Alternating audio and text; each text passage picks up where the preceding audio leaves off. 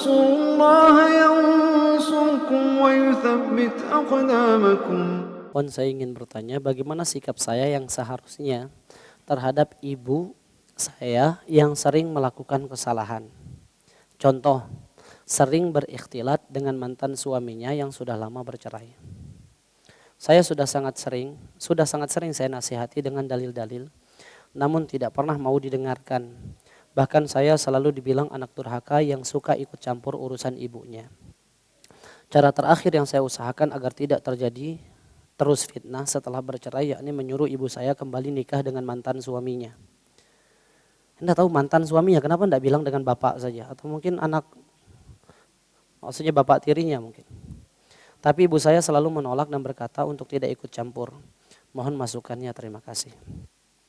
Tapi yang pertama, bahasa yang harus digunakan di sini harus lebih santun. Misalnya bagaimana sikap saya atau bagaimana cara saya menasihati ibu saya ketika melihat beliau melakukan kesalahan. Namun bahasa sering melakukan kesalahan ini Anda khawatirkan masuk dalam membuka aib orang tua. Sering melakukan kesalahan. Contoh, salah satu di antara kesalahan tersebut sering berikhtilat dengan mantan suaminya. Tapi interaksi suami dengan mantan istri atau sebaliknya mantan istri dengan suami setelah terjadi perceraian, maka ini sama hukumnya dengan interaksi seorang laki-laki dengan perempuan yang asing satu sama lain. Hukumnya diperbolehkan dalam konteks kewajaran. Seperti seorang wanita yang melakukan transaksi jual beli dengan seorang pedagang laki-laki. Atau seseorang yang membeli makanan dari wanita atau laki-laki membeli makanan dari wanita. Atau ketika seorang laki-laki membayar jasa laundry di mana kasirnya adalah seorang wanita. Itu transaksi yang diperbolehkan sewajarnya. Ya. Namun jika melampaui hal tersebut maka ini sudah terjatuh ke dalam keharaman. Taib, transaksi mantan suami atau interaksi mantan suami dengan mantan istri ada batasan yang diperbolehkan. Contohnya ketika mereka berbicara tentang urusan anak-anak mereka. Anak dibawa oleh sang ibu, namun tetap yang menanggung nafkahnya adalah sang bapak. Maka sang ibu meminta misalnya nafkah kepada bapaknya di tanggal tertentu. SMS assalamualaikum, sudah datang waktu membayar SPP anak. Sebatasnya dan sewajarnya saja, tidak ada embel-embel, tidak ada tambahan ini dan itu, tidak ada lagi nostalgia masa lalu. Ya. Maka ini hukumnya boleh. Boleh. Tapi kalau sudah ditambah dengan nostalgia, tambah dengan hu-hu-ha-ha, ya maka ini yang kita khawatirkan akan terjadi fitnah. Dan solusi dari sang anak solusi yang sangat masuk akal. Ya kalau memang masih merasa nyaman satu sama lain, kenapa tidak menikah kembali? Namun ingat, ini dalam konteks sebelum talak bain kubro. Ya, bukan dalam konteks talak 3 di mana sang istri telah selesai masa iddahnya namun dia belum pernah menikah dengan laki-laki lain. Kalau seperti ini tidak boleh mereka bersatu. Syaratnya sang wanita itu harus menikah dengan laki-laki lain dengan pernikahan yang sah atas dasar suka sama suka. Kemudian bercerai dengan suami tersebut bukan atas dasar perceraian yang direncanakan.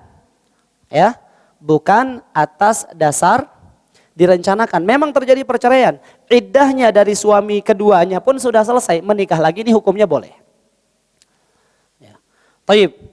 Maka dikatakan bagaimana caranya? Yang pertama, barengi nasihat antum dengan doa. Itu yang pertama. Ya. Jangan cuma mengandalkan lisan dan tangan kita, jamaah sekalian. Ingat kalau hati manusia, hati setiap makhluk itu berada di antara jari jemarinya Allah Subhanahu wa taala. Allah bolak-balikan sekehendak Allah. Wallahi ikhwah sekalian, yang tidak mampu kita dapatkan dengan nasihat dan usaha kita, mudah bagi Allah Subhanahu wa taala kita mau untuk meminta dan berdoa kepada Allah. Dan ini kesalahan kebanyakan di antara kita. Kita terlalu mengandalkan, di sini disebutkan saya sudah menasihati dengan dalil. Hidayah di tangan Allah. Walaupun antum baca Al-Quran dari Al-Fatihah sampai An-Nas, kalau Allah tidak memberikan petunjuk, tidak akan mendapatkan petunjuk. Tapi doakan, ya Allah, berikanlah petunjuk kepada saya dan kedua orang tua saya. Ya Allah, bukakanlah hati hamba dan kedua orang hamba untuk mengenal agamamu. Untuk terhindar dari keburukan A, keburukan B, berdoa kepada Allah Subhanahu wa taala. Kemudian yang kedua, sampaikanlah nasihat itu dengan bijak dan penuh sopan santun. Ingat, di sini konteksnya anak. Yang sehebat apapun dia, setinggi apapun gelar akademisnya, secendekiawan apapun orang tersebut, anak tetaplah anak yang wajib memuliakan dan menghormati kedua orang tuanya. Jangan menggunakan ibu ini bebel sekali, dikasih tahu berkali-kali tidak paham. Ini bukan kesalahan ibunya kalau seandainya ibunya menolak untuk mengikuti nasihat orang tua, nasihat anaknya, karena memang anaknya su'ul adab. Buruk adabnya. Maka sampaikanlah nasihat dengan santun. Ya. Kata Nabi SAW, inna rifqa la yakunu fi syai'in illa zana, wa la yunza'u an syai'in illa syana. Kelemah lembutan tidaklah ada pada sesuatu, melainkan ia akan menjadikan sesuatu itu indah. Sebaliknya, tidaklah kelemah lembutan dicabut dari sesuatu, melainkan ia akan merusak sesuatu tersebut. Maka bisa jadi sebab nasihat kita ditolak karena kita belum sopan, belum santun, salah cara kita mengajak. Kemudian yang ketiga, antum jangan terbawa emosi. Ketika orang tua antum berkata, "Nggak usah urusi urusan saya." Ya, kamu anak durhaka.